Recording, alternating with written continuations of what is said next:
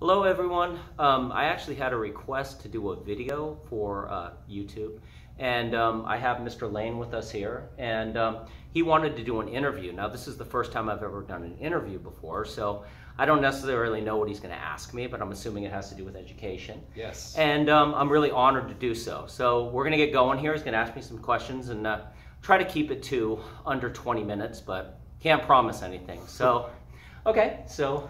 All right. So I guess I just wanted to start off, like, the main theme I wanted to get at with this is I wanted to ask about how you personally like to inspire your students here we're in Mr. K's classroom right now. So how do you inspire your students in your classroom on like a daily basis? What do you do that makes it so that they feel like they can have fun at the same time while still having to be responsible and learn this material at the same time too? Okay, well first I want to start by saying that these are my views. They don't necessarily reflect the school that I work for. So these are my views, my philosophy of education. But I think the most important thing for my kids is to realize that I'm a person.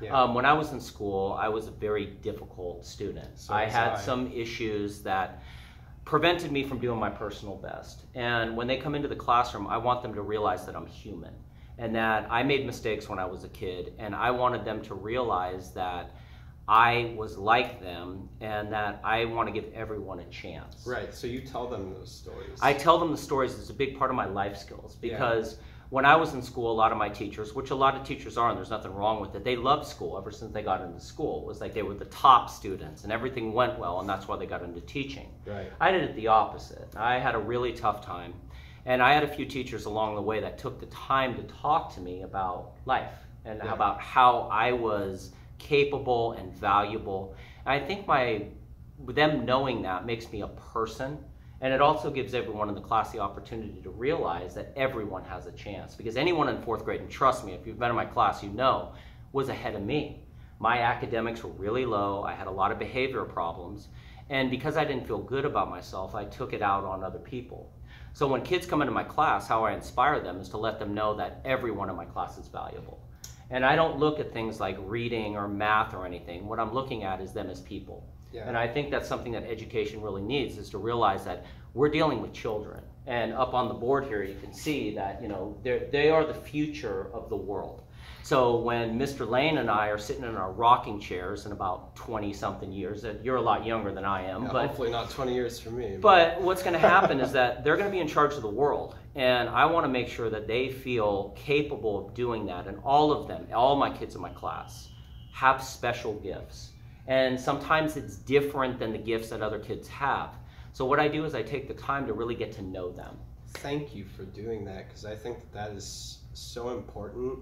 And, you know, I do feel throughout my education experience, and there are teachers along the way that don't necessarily do that or take enough time to really understand why a kid may be acting the way that they do. They just kind of expect them to follow along with everything that they need to do, and there is a lot of stress that's put on teachers in terms of curriculum and growth, and so I understand that part of it too. But yeah, I think it's super important for teachers to take the time to really dig in and like you said, find out more about them as people, because you have a much greater chance of inspiring a student if you can do that. And all the times that I've succeeded, because I share this with you, I was a very difficult student myself. Yeah. And the times that I did the best was when a teacher figured me out and figured out a way that they could utilize all that energy and potential and channel it into something better. Yeah. You know? Yeah. And yeah, I didn't always have that. You know, you have some years where you don't have somebody who's willing to do that as much as other teachers will take the time to do that. Right. So I think that's great that you do that. No. That's also why I wanted to come and do an interview with you, because, you know, I work across the hall in 6th grade, and yeah, I get to hear little bits and pieces through the door as I walk by. So yeah. Well, in terms of the curriculum, I definitely am very academic. Yeah. And the reason I'm academic is because I believe, and it's up on the board here, I don't know if you can see it on the camera, but this whole thing about embracing the challenge is super important in life. And I have had parents before and other people say, well, why do kids have to learn their math facts? They have a calculator. It's not the point. Right. The point is the challenge of learning something difficult and taking the responsibility. So I'm very academic because it's super important to have knowledge, because knowledge is power. And problem solving. But it's about problem solving, and it's about facing challenges and being able to work through something that's difficult, because at our age we realize that life is not super easy. And as you get to a certain point, ladies and gentlemen, at home, you're going to do things that you don't want to do, but they're going to be important and they're going to be responsible. You're going to be responsible for doing them. And to be able to face a challenge and feel good about it.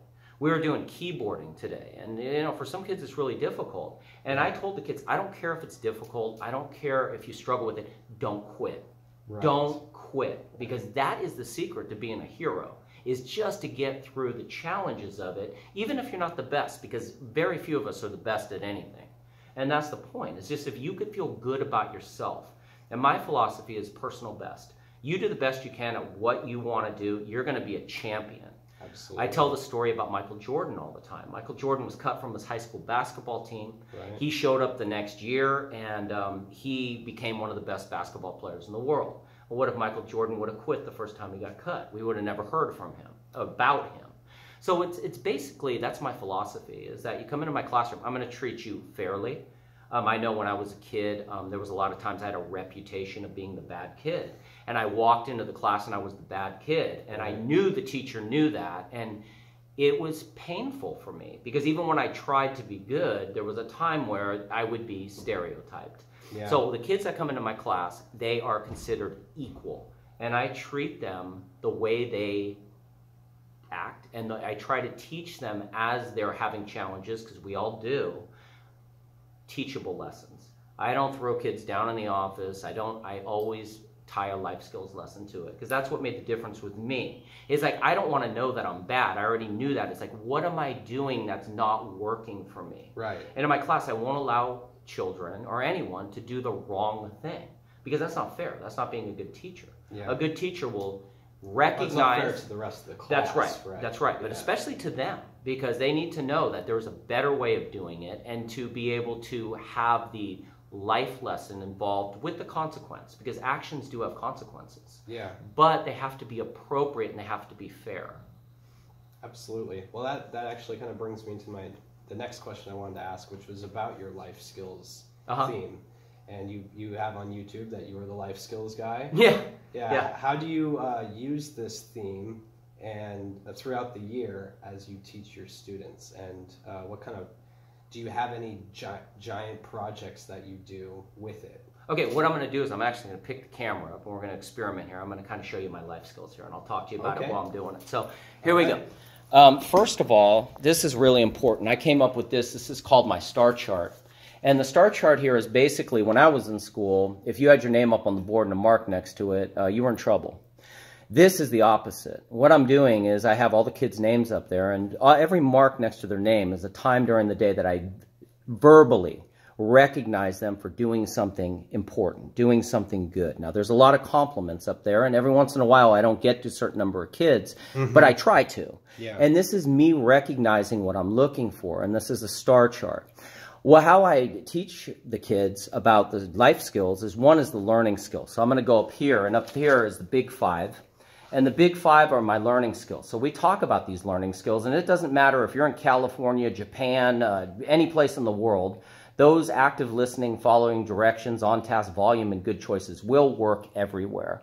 And what I will do is I will teach the skill, and then I will reinforce it by giving compliments down here. Okay. I also have life skills posted in the class right up here, and we talk about these on a daily basis. These are the life skills up here that we talk about. Now, once again, it doesn't matter what country you're in or what time period you're in.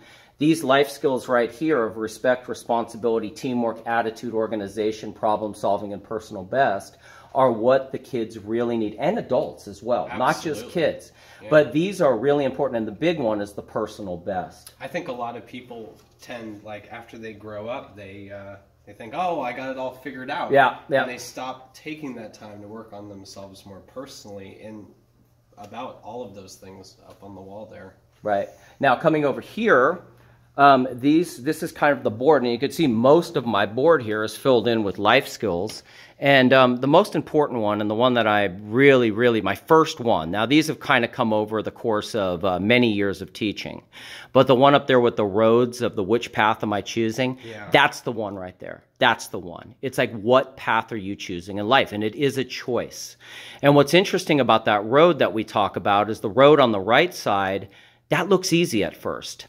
That's the easy road at first. That's the one where you don't have to do anything and you just kind of let everyone take care of you. But that road leads to a really tough place in life. The good side of the road, which is on the left side, is the difficult road. It's the uphill road at first. And that's what children and adults in a lot of ways don't understand, is that the difficult road when you're younger is the uphill road. It's the tough choices that you have to make, the work that you put into school, but that road leads to a beautiful future because then you're able to take care of yourself. You're able to make good decisions. So all of these up here, and I don't have time to explain all of them, but they all pretty much tell a story about life and about how to make decisions, how to use your brain, and how to get along with people. So it takes a long time to discuss all of these skills up on the board. Have students made all of these? No, I made them, but we talk about them all the time. And if you have any questions about any of them, you could ask me and I'll just kind of tell you. You didn't make this one, though. No, I didn't. That was one of my students, because one of my favorite stories is Star Wars. And we talk a lot about that, about the theme of Star Wars is basically about the choice between good and evil and what path you're going to take. So it fits really well into my life skills. I'll put this back down and we can continue talking. So it's a real long process, and it takes a lot of time to do it, but it's time well spent because all of this is incorporated into them actually learning and addressing challenges. Yeah, on the posters I've seen outside your room, it seems like you break up the months into certain words that you like to focus on. Yep. And so you do that, have you kept the same themes like every year? Sometimes I change them. Like for example, August is Teamwork Month. Okay. And that's really important because the kids are just coming in, so I want them to be a team. But I will adjust them every once in a while, but they're really important ones. Like there's Problem Solving Month, there's Responsibility Month, and they're all tied into the life skills and all that. But the kids get to do the posters and we talk about it. We make it a monthly theme, so it's something that sticks with them. Yeah. And that's what the kids remember when they come back and talk to me. They'll say, I remember the life skills more than anything because we spend a lot of time doing that, but everything's incorporated into that. Yeah, that's awesome that you find it seems very motivating. And that actually brings me to the next thing that I was thinking about. Like, every year, this is my 5th year working at Robert L. Stevens as an instructional aide, and every year I watch these student council speeches. Yeah, those are great. And you are notorious, my friend, for making students, I wouldn't say making students, but influencing students to take it upon themselves after they've left your classroom and continued on to want to run for student council and take on that responsibility, and how you were the one who inspired them on that journey. And I wanted to ask, like, do you emphasize any sort of personal responsibility in that sort of sense, or like do you influence these kids to want to take a more leadership role in their community? Yeah, our class has a governor, a monthly governor. In fact, tomorrow's governor speeches. So I have the kids write a governor's speech, and I give them a little model to do it so they don't have to do it themselves. But it's kind of a little sheet that they can write out why they want to be governor. And they come up and they get on the karaoke machine. So they practice speaking into a microphone, right, which is a skill in itself. You don't want to hold it out here or stuff it in your mouth. Right. And they make governor speeches. And that gives them the first start to speaking to an audience, because it's a lot easier to speak to a class of 28 than it is a student council speech, which is like a couple hundred kids. Right. But they get that sense of leadership. And I talk about in leadership, nobody's going to knock on your door and say, hey, do you want to be a leader? It doesn't work that way. Right. You actually have to knock on the door, and sometimes people don't answer it. But what happens is you're trying. And eventually you knock on enough doors, and the door opens up. And every time I tell them, win or lose, you're a hero. You make the effort, you're a hero. And you should be proud of yourself, because everyone sitting in the audience isn't as brave as you getting up there. And the kids really feel that. And when they come up here, I've had students before get up here and shaking, and I've had a couple kids get up and basically, not be able to talk, and that's a hero. That's a hero. That's how I started too. I used to be absolutely petrified of public speaking, and it still gives me a little bit of anxiety, because for me, I'm an artist and I'm a musician, and I like to go up on stage with an instrument. Yeah. So I don't have to talk, I can play instead, and that's my thing. But all of the years of going up on stage and doing that has now prepared me to where I'm at now in my 20s to being very comfortable with that. Yeah. But that never came easy. It doesn't come easy. It doesn't come easy. Yeah. In fact, I used to be really shy, believe it or not, and it took some time for me to get up and shine. Yeah. And once you get up there, you realize that you're not made of glass, and that you can get through it. And the more you do something, the more comfortable you get. Yeah. And leadership is a very important thing. Like I said, it's the future of our world. These kids are going to be leaders. I take that very seriously. Yeah. Because I want our world to continue on a better pace, and they're going to be the leaders in that. Yeah. They're way smarter than we were. The things that they're learning right now in 4th grade. They're expected to learn. But it's not about what they know. It's about how they use it. Right. And that's why the communication, the leadership, and all that, to me, is really, really important. Yeah. And I take the time to do it. I mean, it's really, really worthwhile. A lot of teachers say, well, I don't have time to do that. Well, later on in their life, in high school, and if they go to college, they will be expected to take public speaking, and they'll be expected to go up and give presentations, which were some of my hardest moments in college. Yeah. So you're already preparing them in that sense for something that they will encounter if they continue on in their educational journey and higher education as well. So I think that that's great, even if it is, really hard for them at this time of their lives. This is the time of their lives where they're figuring out how the world works. Yeah. I mean, this is the point where they're 9, 10 years old about how the world works. And that's kind of what I talk about in this wheel of success up here, is the fact that this is the wheel of success in education. We need all of these pieces to work together. Otherwise, it's not a wheel and you have to carry it, right? This rolls. But what they need to realize is that they are a very important part of their education, right? Younger students rely a lot on the teacher, the school, and home. But this is the missing piece in the intermediate times. And at this age, I want them to realize that they have power, and the choices that they make have consequences, good and bad. And that comes down to all the paths and all that. So yeah, I love teaching 4th grade. I mean, I think it's the perfect grade for me, because it's kind of the gateway between the primary and the intermediate. And it makes me really happy that they go to 6th grade and middle school. I've had middle school, I've had high school kids come back, and it really is endearing to me, and it's very emotional. There's times where I've cried at the student council meeting, the things, because it means that much to me. That's why I do it. I mean, it's the most important thing. I've been starting to run into former students from, they're all in high school now. My first group, let's see, I started in 2014, so sophomores and juniors. Yeah, I know, it's crazy. And then you start to realize you're getting old, right? Yeah, that's right. But yeah, it is extremely meaningful, and that's also why I want to take the time to do this. I also feel like you personally should take more time to do these videos for young educators like me, because I know there's more people in my position that would like to see people like you share their opinions on how to effectively teach students better, and if there are ways and that's why I wanted to get back to the original reason why I wanted to have this conversation, which was inspiration. Yeah. Because I think inspiration is the biggest key into making a student motivated to do work, and to work hard.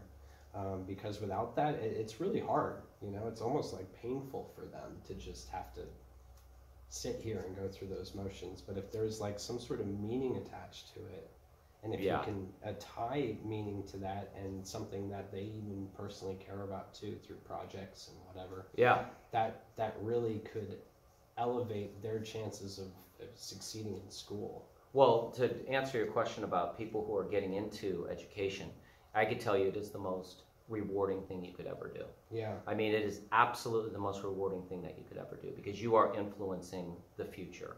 And to be involved in a child's life, there's no amount of money that could replace that.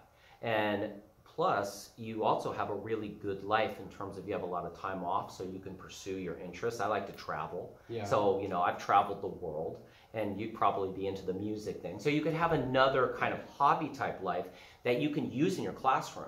Like I use traveling to talk about a lot of topics, from geography to history to even reading, you with music. So teamwork with music. Yeah, so it gives you that flexibility, but also the influence you have on your community is really amazing. And I can't, talking to people out there, there's nothing more valuable than teaching, in my opinion. And if I ever get to the point where I can educate the educators, that would be fantastic. Yeah. But I really like being with the kids, and in terms of anything else, it's just to be with them every day is really for me, the most meaningful. So if I can do both and an opportunity opens up for me, fantastic. But yeah, so that would be my advice to anyone out there. Do it. It's absolutely worth it. Absolutely worth it. And it is worth the time. And it is worth, is it easy? No, it's not easy, because you're making 1,000 decisions a day and they're all important. Right. Right? But at the same time, it's extremely rewarding, and it also really sharpens, kind of sharpens your life skills as well, because your communication gets a lot better in terms of the way you see the world. You have to be very diplomatic when you talk about things, because you have to be balanced. So I have to see things. So many personalities. Yeah, that's right. And you get to do different types of people, and the different types of parents, and the different types of teachers, and the different types of administrators. You have to be really balanced, and it has to put you in a sense of that. And I like that, because it's a way of improving yourself as a person too. So I would highly recommend anyone out there, I'm speaking to you, get into education if you would. If it's something that you're interested in, it is absolutely worth it. I like to say the juice is worth the squeeze. Well, nice. I think that's pretty much all I had. Let's see. No, that's pretty much it. If you wanted to speak at all to the theme of this interview one last time about inspiring students, and how we could better, or like a message to other teachers out there, how do you think other teachers could better inspire their students? Well, I think that it's hard to say, because what I like about education is that students have the opportunity to have different personalities in their life. Absolutely. Everyone has a different skill. I mean, I don't think that I'm any better than any teacher on planet Earth. I'm equally different. And that's what I try to teach the kids too. I teach them the sign that's the equal with the little curvy lines. That means equally different, right? Have you ever seen that before? It's got the little curvy lines instead of the straight lines. Oh, okay. It basically means equally different. For me, I have the life skills. But I mean, in terms of me teaching, I have a terrible singing voice. I can't spell to save my life. Every teacher offers something different. So my advice to teachers would be, find your passion. Find what you like. It could be anything. I mean, it could be anything at all. But bring that into the classroom and show the kids that there is joy in the world, even when you get to be a crusty old man like me. Passion. Just whatever it is. I mean, it could be passion. It could be anything. Yeah. And it's just like, look, life can be so fascinating, and I can incorporate all of these different skills into my life that are academic that make that even more. Like I talk about for traveling, about planning. Like that involves math, that involves researching the places I go, that involves reading, that involves, so it's all incorporated in. Now I'm passionate about it. So the kids look at me like, oh wow, you've been to China or you've been to Australia, whatever. Yeah, but I didn't just get on a plane and go. Right. I had to research it. I had to write emails to people. I had to, and then they start going, whoa. So that means that reading and writing and that kind of thing is important. Well, yeah. Yeah. Now, what do you like? Well, I like music. Well, music that's a math in itself, isn't it? Yeah. And there's patterns in there, and there's communicating, and there's lyrics, and there's poetry. Yes. I mean, you can do that with anything, but you have to be passionate about something. Yeah. And everyone is passionate. What happens is I think that we get so caught up in the curriculum and, oh, I need to teach this and that. How can I do that bringing my passion in there? Right. And sometimes it only takes 15 minutes a day for me to come in and tell a life skill story or something like that to get the kids hooked in. They come in the morning like wanting to hear about, but then I incorporate all the other skills in there. Yeah. So it's just like persuasive writing. You want to get your audience engaged, and then you want to give them what you're giving, and your passion will engage. If you're interested in something, somebody will be interested in it. Just by your passion. That's how you do it. Yeah. So my advice to future educators or educators in general is be passionate about who you are and what you do, and teach your kids, which I try to do, to be passionate about themselves, because every one of my class has a special gift. They're probably better at something than anyone else in the class, and they need to discover that by having a balanced curriculum, by doing a lot of different things, and by pulling out those skills and realizing that everyone's valuable. Absolutely. I think you said it great, my friend. All right, man. Well, anyways, my first interview, and what do we do? About 25 minutes? Okay, well, so not too bad, huh? I think it's a good interview. Not too bad. And, you know, anyone out there that is interested in education or anything like that, I'll be making more videos. I don't know if they're going to be as long as this. They probably will, though, because I talk a lot. And we'll see. I appreciate the fact that you asked me for this interview. It means a lot to me, because it's valuable to be recognized for doing something that I feel is a good thing. I was saying before that it's real easy to get bad attention these days. I mean, all you got to do is, like, I could light my hair on fire or do something foolish, and I'd be on the news tonight, and everyone would know my name. But by me doing this YouTube channel, and I have, like, 6 viewers or something like that, I'd rather have 6 positive viewers than 10 million negative people that want to see me, whatever. So positivity starts small and it gets big slowly, and that's what we're working on. Absolutely. All right, well, good luck to you, and thanks a lot. Yeah, all right, it's been good. All right, take care.